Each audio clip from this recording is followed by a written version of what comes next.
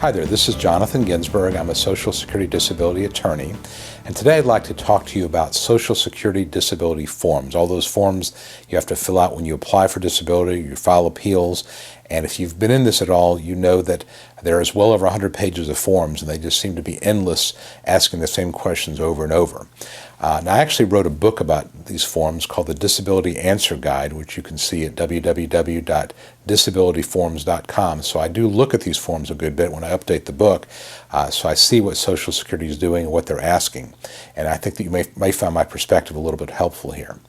So first of all, just to give you some perspective, understand that Social Security, the people who make these forms up, these nameless people up in Washington who do this, they don't ever consolidate what they're asking. They basically ask the same questions over and over, and they keep adding questions to these forms. So 3 or 4 years ago, we might have a form that was, say, 3 pages. Now it's 5 pages. 3 or 4 years ago, a 5-page form has turned into now a 7-page form. And they just ask the same questions over and over and over. So it's not really your imagination when you look at these forms and you see that Social Security seems to be asking you the same thing over and over and over. What part of your body hurts? How does it impact you? And so forth. So that's one of the things you need to realize and just deal with that. There's nothing we can do about that, that the forms are really asking the same questions over and over and over.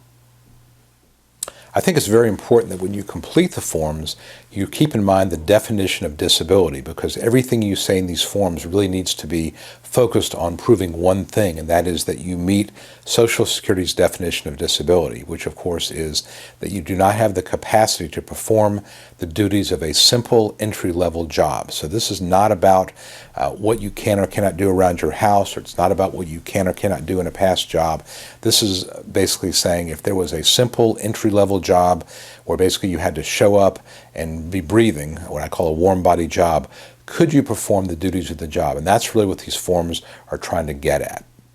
So when you answer the questions in the forms, don't say things like, I can't lift very much or I can't walk very far. You want to be very, very specific and talk about those things that you can or cannot do that would have relevance in a work setting. For example, if you have limitations on lifting, talk about how you can only lift 5 to 7 pounds maybe once or twice a day. If you're talking about walking, that your capacity to walk has been reduced so that going back and forth to the mailbox, which is maybe 15 or 20 yards, you become fatigued after doing that.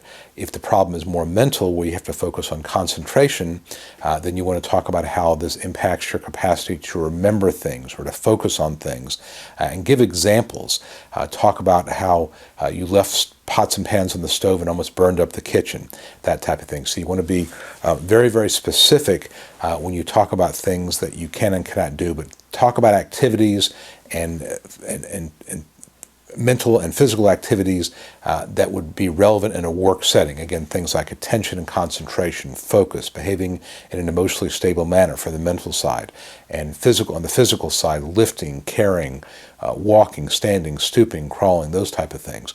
So you want to be real specific about what you can and cannot do. Use distance, use weight, use any type of measurement you can to make it as objective as possible, but always keep in mind that you're really answering the question, why would I not be a reliable employee in a simple entry-level type of job?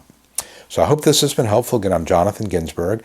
If you're watching this on YouTube and you like this video, please give it a thumbs up and also subscribe to my YouTube channel. I got well over 75 videos now, and I'm adding more and more each month. And of course, if you have any suggestions about what I should talk about, please let me know. Contact me by email or using the form here on the screen. So again, Jonathan Ginsberg here, and I'll talk to you next time. Thanks a lot.